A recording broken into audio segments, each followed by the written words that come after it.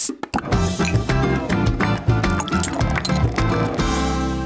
Alô, meu povo! Estamos começando mais um Salsicha Cast. Olha quem tá comigo aqui, meu patrão, seu Leonardo Petrelli. Obrigado pela presença, Leonardo. Obrigado a você por me convidar aí para ser o seu convidado a esse novo veículo que está se fazendo um sucesso tremendo, que é o Salsicha Cast, nesse nosso novo estúdio, né? Nessa nova sede, que realmente representa uma nova era da RIC em Maringá. Que legal, bom, tô feliz com o seu Leonardo aqui, mas espera um pouquinho que eu já começo a falar com ele, porque o Salsicha Cast tem um oferecimento... Salsicha Cast, um produto da RIC Podcasts, uma empresa do Grupo RIC. Tá aí, vamos continuar aqui com o papo com o seu Leonardo. O nome do senhor é Leonardo Petrelli ou tem alguma coisa mais pelo meio? Olha, meu nome é Leonardo Petrelli Neto, fruto da sucessão, né? Eu tenho o mesmo nome do meu avô, Leonardo Petrelli, que migrou da Itália após guerra e que acabou casando com a minha avó Alice Petrelli e que tiveram um filho único, Mário José Gonzaga Petrelli, que é o meu pai. Então, portanto, Leonardo Petrelli Neto é com muita honra, né, o nome que eu carrego do meu avô. Então, que legal. Foi aí o início aí da origem da nossa família. Casado com a dona Carla, quantos filhos? Sou casado há 35 anos com Carla Kersten Carvalho Petrelli, uma Catarina muito simpática, uma boa cantora, uma boa mãe, uma boa companheira, que vem aí trilhando a minha história junto comigo há 35 anos. Temos 2 filhos muito especiais, o Eduardo Carvalho Petrelli, que tem 31 anos, um empreendedor, uma figura que mora hoje em São Paulo, trabalha em empresas de tecnologia, de serviços, enfim, um garoto brilhante. E tenho também o meu outro filho, Mário José Gonzaga Petrelli Neto, carrega o nome do meu pai, né, com muito orgulho, que está aí também iniciando sua vida profissional, também uma figura especial, que está trabalhando inclusive agora conosco aqui dentro do grupo, na área de entretenimento. Então, uma família linda, uma história muito bonita de formação aí de um núcleo familiar e tem aí com certeza muitos anos de felicidade pela frente. Tenho irmãos, né? Tenho 4 irmãos. Minha família, minha mãe, né, e meu pai tiveram 5 filhos, né? A Luciana, que é a minha mais velha, que está morando em Florianópolis. A minha família inteira praticamente mora em Florianópolis. Meu pai era Catarina e minha mãe paranaense, casaram, moraram um tempo no Paraná, depois voltou para Santa Catarina. E teve Luciana e eu, Leonardo, segundo, Mário José Petrelli Filho, que é um advogado, mora em Florianópolis também, e o Marcelo Corrêa Petrelli, que é o caçula, quase caçula, que cuida das organizações de comunicação lá em Santa Catarina. E por fim temos a caçula aí lá, a nossa Rosimar Petrelli, todos morando em Florianópolis. Como é que começou o seu Leonardo Petrelli na comunicação? Foi do nada? O senhor gostava de comunicação? Como é que tudo começou? Eu fui influenciado, meu primeiro emprego, meu primeiro trabalho foi, eu tinha o fascínio pela imagem e eu fui fotógrafo. Comecei trabalhando como fotógrafo. Meu primeiro emprego foi na Fundação Teatro Guaíra. Eu fiz um ano e pouco de fotografia do corpo de baile do Teatro Guaíra, na época um corpo de baile muito profissional, muito competente, e eu acompanhava a vida das bailarinas, né? Era um colírio para os nossos olhos, né? Eu acompanhava todas as aulas e também espetáculos, enfim, comecei sendo picado aí por essa parte da imagem, né? Depois disso eu fui trabalhar, eu fui estudar administração no Rio de Janeiro, né? Não passei no vestibular, fui na PUC, eu estudei por um tempo lá, me frustrei muito com o curso de administração e fui transferido para Curitiba, para comunicação. Lamentavelmente, naquela época, um jovem, né, muito inquieto e tal, a comunicação estava em greve, né, na época federal, me frustrei com isso e acabei indo para os Estados Unidos me formar ali sim em cinema e televisão. Então eu fui sempre uma pessoa guiada pela imagem e acabei me formando em televisão na área de produção, na área de direção em uma universidade que tinha na sua estrutura um próprio canal de televisão, tinha uma estrutura também muito expressiva na área de cinema, fiz cinema em Hollywood, e foi isso que me levou, né, a me aproximar desse ambiente de televisão. Quando eu voltei dos Estados Unidos, eu fui pedir emprego, né, para a Rede Globo de televisão. E eu tinha aprendido muito, naquela época ainda se engatinhava muito, tinha muito pouco conhecimento na área de produção, de planejamento, né, de realmente gestão na área de cinema e televisão, coisa que eu me aperfeiçoei e me especializei nos Estados Unidos. E a Rede Globo acabou achando no meu conhecimento um conhecimento muito interessante para iniciar. Ela estava naquela ocasião implantando um núcleo de cinema, televisão de uma produção mais sofisticada, num núcleo no Rio de Janeiro chamado Herbert Richards, que era lá na Tijuca, onde os grandes cineastas e pessoas que queriam fazer algo diferente na televisão brasileira foram parar. E aí eu me engajei nesse time, um time maravilhoso, Avancini, Paulo Afonso Grisoli, Daniel Filho, Guel Arraes, figuras muito talento que queriam construir uma televisão diferente no Brasil, né, com muito mais conteúdo, não apenas sair só do formato novelesco, mas fazer até novelas mais sofisticadas. A gente acabou fazendo um núcleo de minisséries, né? A gente fez O Meu Destino e Pecado, Nelson Rodrigues, fizemos Máfia do Brasil, fizemos uma série fizemos Carmen, né, de Bizet, fiz aí vários produtos de adaptação de grandes romances, né, de autores brasileiros. Por fim, fiz lá, foi a última obra que a gente acabou sendo envolvido, é O Tempo e o Vento, né, que foi uma produção épica na época.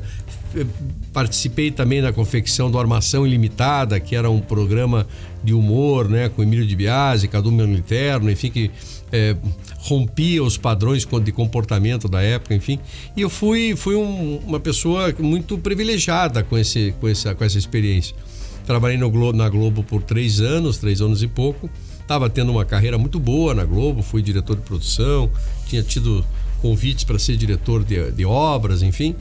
Quando meu pai, que era uma figura também muito sedutora, meu pai sempre foi uma pessoa ligada à área de seguros, teve a sua carreira toda profissional, foi vice-presidente do Bradesco Seguros, Atlântica Boa Vista, essa foi a vida dele, né, no mercado seguritário. Mas ele sempre foi um apaixonado por comunicação, né? O avô dele dizia que o avô dele já tinha tido lá um jornal, um jornal semanal em Nápoles, e ele, quando também começou a carreira dele de estudante, ele também foi foca de um jornal em Curitiba, ele fazia todo o acompanhamento de reportagem da Assembleia, enfim, ele foi sempre contagiado, né, pela área de comunicação. E ele sempre estava analisando oportunidades de entrar nesse ramo. Foi quando então nós éramos amigos, sempre fui muito amigo do meu pai, uma pessoa que foi meu pai, mas também foi o meu inspirador, foi uma figura que tinha uma amizade muito boa, muito próxima dele. E nós nos encontrávamos quase toda semana no Rio de Janeiro, porque eu trabalhava lá na Rede Globo, ele também morava lá no Rio de Janeiro, trabalhando na Atlântica Boa Vista na época, que era uma grande seguradora do Brasil.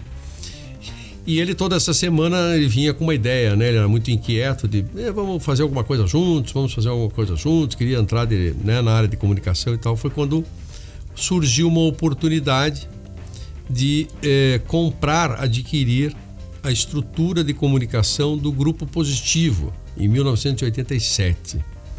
O Grupo Positivo vinha passando por alguma dificuldade, queriam se livrar da área de comunicação que eles tinham investido, na Rádio Independência que ele tinha, que é a origem inclusive do nosso nome, uma rádio muito forte em Curitiba. Tinha a outra chamada FM 104, que era uma FM também de muito sucesso em Curitiba, e tinha uma pequena televisão em Cornélio Procópio, né? Venderam esse negócio para o Grupo Positivo. O Grupo Positivo achava que entendia de comunicação, fizeram um monte de bobagem, perderam muito dinheiro e queriam se livrar disso. Foi quando então meu pai achou a oportunidade de me convidar. Eu gostei do convite, porque era um convite de uma empresa ainda muito pequena, mas que ele disse: olha, gostaria de fazer com que você fosse provocado aí por um estímulo de participação acionária, né? Que eu acho que eu reputo isso como uma mensagem, uma provocação muito boa, né, para os pequenos empresários que querem crescer, alguns, né, hoje tem muito disso de startup, de novas empresas, você sempre fazer com que as pessoas se sintam donas, né, do empreendimento ou parte donas. Então foi o que me motivou. Eu resolvi então largar a minha carreira que eu tinha na Rede Globo e tentar aí empreender com ele. Foi quando eu vim em 1987, 88, eu saí da Rede Globo e iniciamos então a implantação do grupo que na época, né, se chamava Sistema Sul de Comunicação. Era uma ideia de fazer uma rede no Sul, e nós éramos afiliados da Manchete. Rede Manchete. Rede Manchete. Naquela época, né, não sei se, eu estou com 62 anos, muita gente não se lembra, mas a Manchete surgiu com a cassação de uma grande rede, que foi inclusive rede naquela ocasião até muito mais forte, expressiva e maior do que a própria Rede Globo, que por muitos anos foi também a grande rede do Brasil, que era a Rede Tupi, do Chateaubriand, Assis Chateaubriand.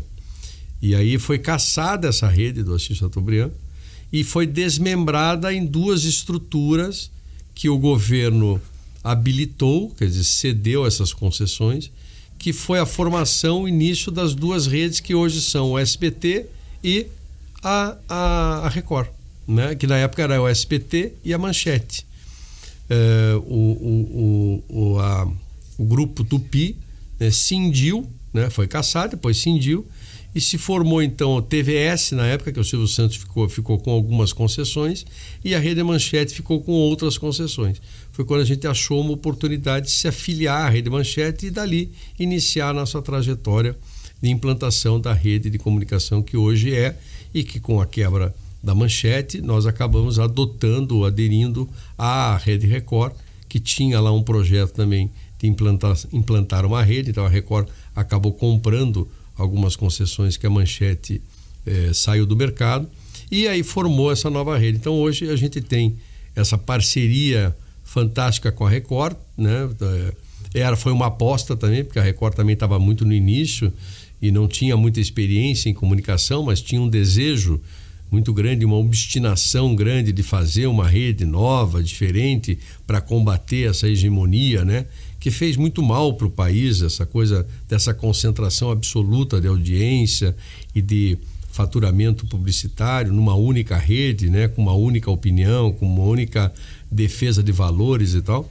E graças a Deus a Record, com muito afinco, com muita persistência e perseverança, acabou criando aí essa segunda opção, e nós, parceiros deles, somos aí líderes também de audiência hoje no Paraná.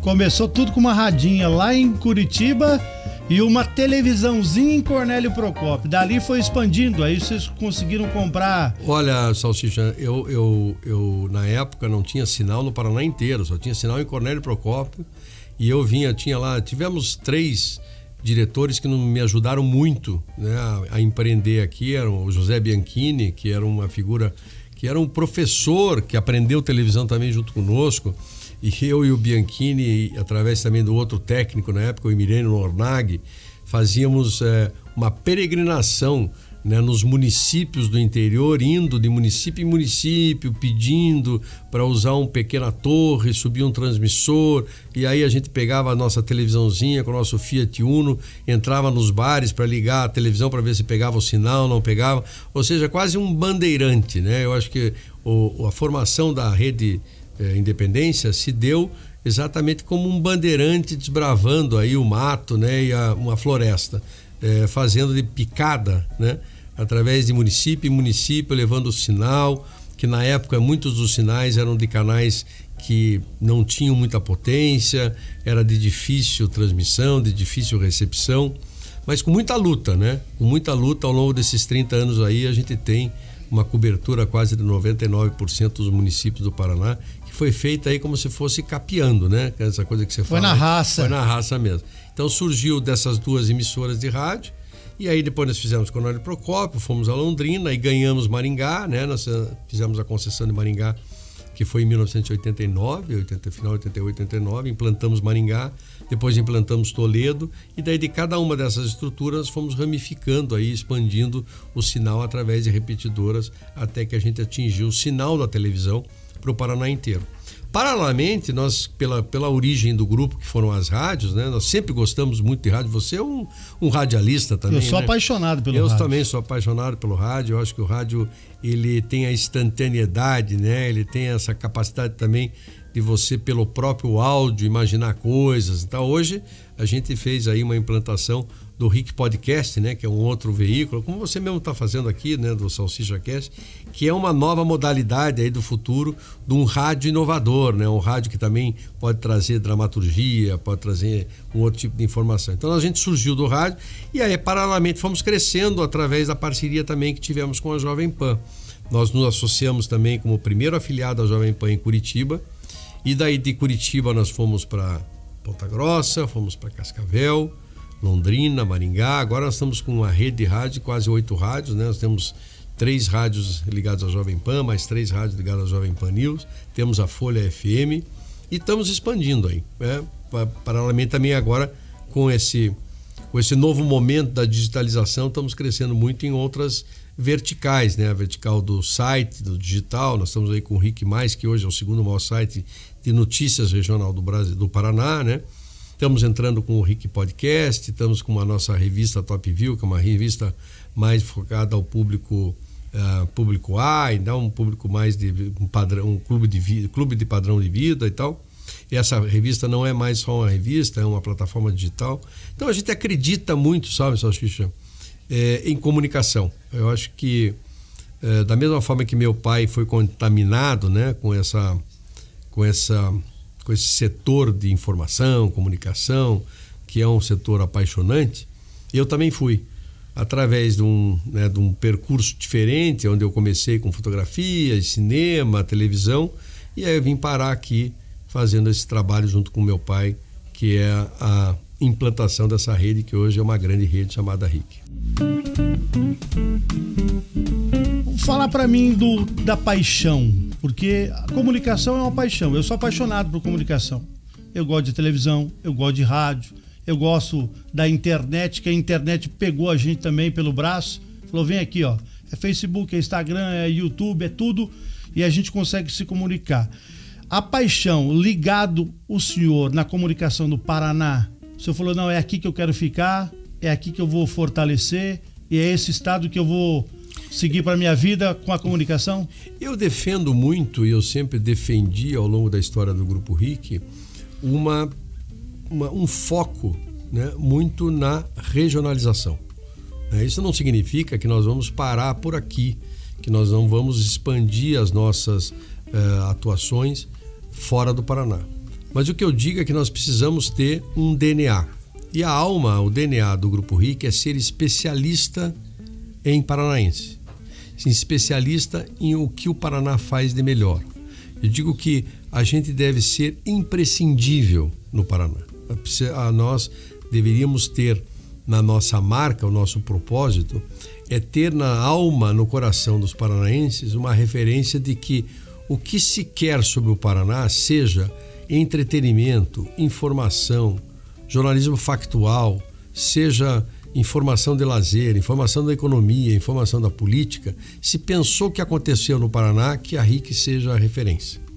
E isso significa que, primeiro, a gente precisa ser especialista no Paraná para que o mundo que busque informação do Paraná nos consulte. Então, nada mais óbvio que, de repente, se eu tenho lá na Austrália alguém interessado em saber como é que o maringaense vive, né, ou como é que o maringaense tem suas qualidades de vida ou os seus costumes, que ele enxergue a RIC como referência. Se de repente tem lá o porco no rolete de Toledo, né, e o mundo quer conhecer o porco no tolete de Toledo, ele vai procurar a RIC. Se ele quer saber sobre como é que desce o rio em Undiaquara, em Morretes, ou como é que come um barreado, ele tenha o Grupo RIC como referência. Então, o foco nosso é ser especialista no Paraná para o mundo. Então, é continuar assim, fazendo com que a gente esteja cada vez mais próximo, né, do maringaense, do londrinense, do curitibano, para que a gente saiba efetivamente, com qualidade de informação, o que ele quer, o que acontece aqui, e que isto sirva de fonte de informação para o resto do mundo. Eu acho que isso é o futuro que eu quero desenhar para o Grupo RIC. E o investimento também que o senhor faz, né? Através da família, do grupo, porque, por exemplo, a sede de Maringá, uma sede ficou belíssima, mas o investimento de mais de 5 milhões. O empresário fala, não, eu vou colocar o dinheiro em Maringá porque eu sei que eu vou ter o retorno. Isso também...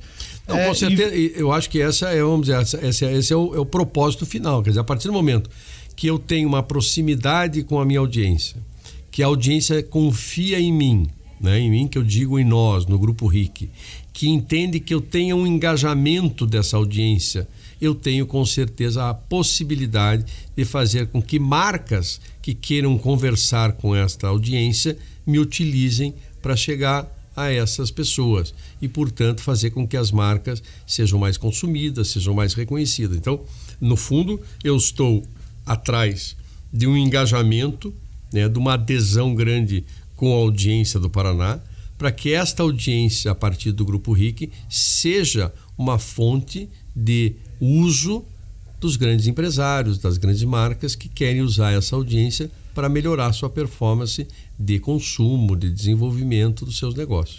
O senhor busca o melhor no mundo todo para trazer para dentro da empresa do senhor. Queria fazer uma pergunta para o senhor Leonardo Petrelli. Como vai ser a comunicação de agora para frente? A comunicação do futuro, que já mudou muito, da televisãozinha lá, que chiava, que tinha gente que colocava ali uma telinha na frente para ela ficar colorida. Hoje já temos smart, hoje já você assiste filme através da televisão. Como vai ser o futuro da comunicação? O senhor sabe falar? Olha, o que eu digo assim, que eu digo com muita propriedade, com muito orgulho e entusiasmo é o seguinte: eu acho que o Grupo RIC está preparado para o futuro porque tem um time fabuloso.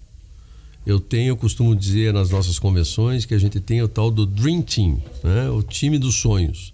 Eu tenho um time fantástico, eu tenho diretoria fantástica, eu tenho um time de jornalismo fantástico, eu tenho apresentadores fantásticos. O meu time é muito bom, né? Porque a gente tem aí um ambiente, né, corporativo muito saudável, onde as pessoas enxergam que a gente tem um propósito, que a gente quer crescer e assim por diante. Com esse time, né, nós temos que construir junto com a comunidade o futuro da comunicação. Porque quando nós tínhamos lá nosso tempo, né, que a gente assistia televisão sentado no sofá, ou ouvia o radinho lá da forma como você fazia o rádio, esse formato existia de uma forma muito pré-estabelecida, mas isso não existe mais, né? E qual será o formato do futuro? Ninguém sabe. O formato do futuro é essa mudança de jornada de consumo do próprio cidadão.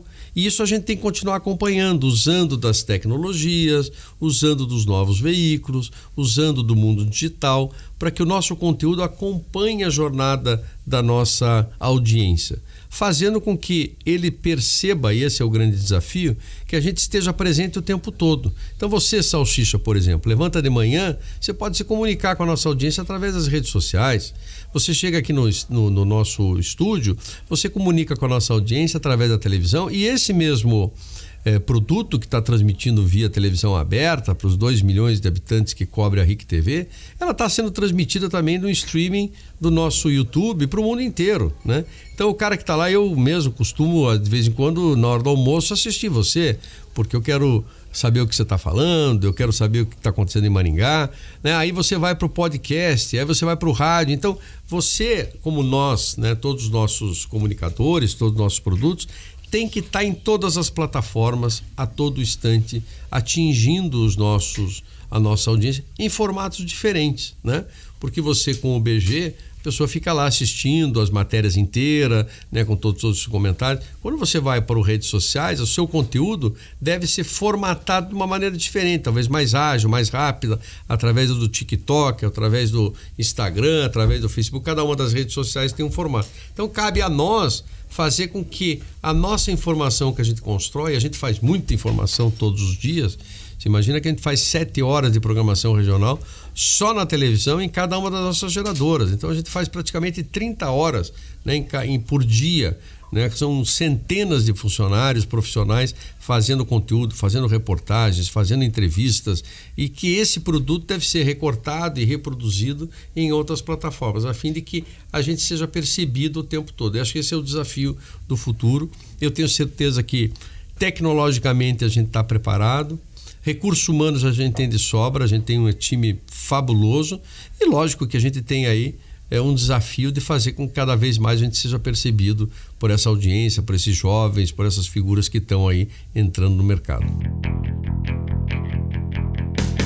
Vou falar da vida pessoal agora.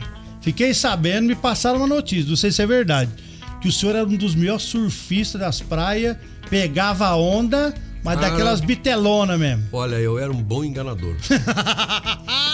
Eu dizia que surfava, eu tinha 4 amigos que eram surfistas, eu ia na onda, porque eu sempre fui um cara muito inquieto, eu adorava viajar. Eu surfava, eu meio que dava banho na prancha, mas usava surf como um propósito, como uma desculpa para conhecer o Brasil. Eu fiz várias viagens, né, surfando, usando o surf como uma desculpa, mas para conhecer um Brasil que infelizmente hoje a gente não consegue mais, né? Eu fiz, tinha lá uma Brasília, tinha né, um Fusquinha, um amigo meu, a gente colocava 5 pranchas em cima e tal, o Fusquinha passava de 70 por hora, eu perdia, chacoalhava tudo. E a gente foi nesse Brasil afora, aí eu conheci conheci praias no Brasil inteiro, até Natal. Depois eu fiz uma Belém Brasília, conhecendo o interior do país, acampando em parques, acampando em posto de gasolina, comendo PF. E foi uma forma eu acho que foi uma oportunidade de conhecer um Brasil que, lamentavelmente, hoje os jovens não conhecem, não têm essa oportunidade de saber que tem um Brasil maravilhoso aí fora, que tem uma diferença social enorme, né? Que é importante que a gente tenha essa sensibilidade. A gente, como grupo de comunicação, tem essa missão, né? De procurar ajudar a diminuir essas diferenças sociais, né? Ninguém quer um país onde tem pessoas que ainda passam fome, que tem dificuldade, né, de obter emprego, de ter um futuro para o seu filho, para o seu neto. Então, isso também é importante, a gente estar sensibilizado para isso, né? A gente tem ainda muitos desafios e a gente precisa cobrar governos sérios, governos que realmente têm uma responsabilidade maior com o dinheiro público, enfim, para fazer um Brasil melhor. Mas eu, surfista, eu enganava bem. Mochileiro. Hoje a palavra é mochileiro. Vou pegar a mochila, vamos para onde? Vamos para Salvador. Boa. Antigamente dava para acampar em qualquer lugar. Estava falando pro meu filho esses dias que, lamentavelmente, você não tem a segurança, né, que permite você hoje acampar. Me lembro que eu acampei no Jardim de Alá em Salvador. Hoje em dia, o Jardim de Alá levam o carro, levam tudo. Eu acampava na praia da Arraial da Ajuda, em Trancoso, no meio da rua e tal. Então hoje, lamentavelmente, não tem, mas foi uma experiência belíssima que eu tive na vida. O senhor falou de segurança. Alguma vez algum medo, alguma coisa surpreendeu o senhor? Eu fui. Não, assim, não foi nada grave, mas eu passei alguns perrengues aí ao longo da minha vida com surfista. Mas é mais pegadinha, né? Você pega uma praia de um cara que é nativo, ele vai lá e fura o pneu do teu carro, entendeu? Rouba a prancha, aí você tem que ir atrás para pegar de volta, mas faz parte da vida. O senhor, me falaram que o senhor teve uma vez que acabaram roubando o senhor, levaram tudo. Ficou só com a roupa do corpo? Foi uma malandragem que eu fui surfar em Ibituba. E aí veio um rapaz à noite oferecendo para nós, vamos beber uma cachaça aqui e tal, muito simpático o rapaz. Conversador? Tá bom, conversador e tal. Tomamos uma garrafa inteira com ele. Aí no final ele dizia assim, pô, que cara simpático, né? Que praia agradável, vamos continuar aqui, tá? Vamos todo mundo dormir meio torrado. No dia seguinte, quando levantamos, não tinha mais nada. Eu tinha nos levado tudo. O camelo levou tudo embora. Levou tudo embora. Nossa, mas que praia simpática nada. Alguma outra história que mexeu com o senhor também dessas aventuras aí? Olha... O senhor consegue lembrar? Eu tenho Furou o pneu da Brasília algumas vezes, não? Eu tive uma história interessante, foi coisa de jovem. A gente estava saindo de Brasília para Belém, pegar Belém-Brasília, né? Que é uma viagem longa de quase 2.500 quilômetros, né? Se eu não me engano. Aí aquele jovem meio negligente, assim, a gente foi colocar gasolina e estava saindo um pouquinho de fumaça no cano de escape. Eu digo, esse negócio tá com problema de óleo e tal. Eu disse, a gente vê isso em Belém. Só que esquecemos que era 2.500 quilômetros. Era pertinho. Chegou em Belém e fundiu o motor, né? Ficamos sem dinheiro, sem nada. Ai, que legal. Histórias boas para contar, que legal. Eu tive uma adolescência muito boa. pude assim aproveitar de forma muito simples. Eu não tive nenhuma adolescência de mimos, né, de excessos. Foi sempre uma coisa muito simples, mas eu soube aproveitar dentro dessas oportunidades de conhecer um Brasil, ter boas amizades e formar o meu caráter, né, que é um caráter, eu me enxergo uma pessoa muito inquieta, uma pessoa que está sempre aí disposta a aproveitar oportunidades que me deem experiência, né, e me deem também oportunidades de empreender, de ter resultados, enfim. Também já tive meus percalços, né? A gente tem aí quedas, né, que ajudam você a crescer e a ser uma pessoa melhor. Eu acho que a infância da gente dá o destino da vida. Por exemplo, hoje em dia a criançada só quer o zap-zap, é só no celular. Minha época era de brincar de betes na rua, de esconde-esconde. Caçador, né? A mãe não ficava brava porque sabia que estava na casa da vizinha, que a vizinha estava cuidando. Quando nós estávamos brincando de bola na frente da minha casa, os outros vizinhos também estavam sossegados porque não tinha o perigo, não tinha o risco. Hoje, a gente vê eu tive um período da minha adolescência, da minha infância. Eu fui morar, meu pai estava construindo uma casa que a gente ia se mudar. E ele precisou economizar, enfim, vendeu tudo que tinha. E nós tínhamos uma chacrinha perto de Curitiba e fui morar nessa chácara, Miranda Tamandaré, que hoje é uma cidade, né? E eu passei um ano e meio nessa chácara e foi um período muito, muito, muito bonito, assim, muito feliz da minha vida. Tinha cachorro, tinha cavalo, né? Final de tarde a gente ia andar a cavalo, estava tudo muito livre, muito... a natureza próxima e tal. Tenho boas lembranças disso, né? Que é uma coisa que você não tem mais. Brincava de coisas simples, né? Carrinho de rolemã, né? De bicicleta, que não era nada especial, né? Com coisas que realmente a natureza te dava.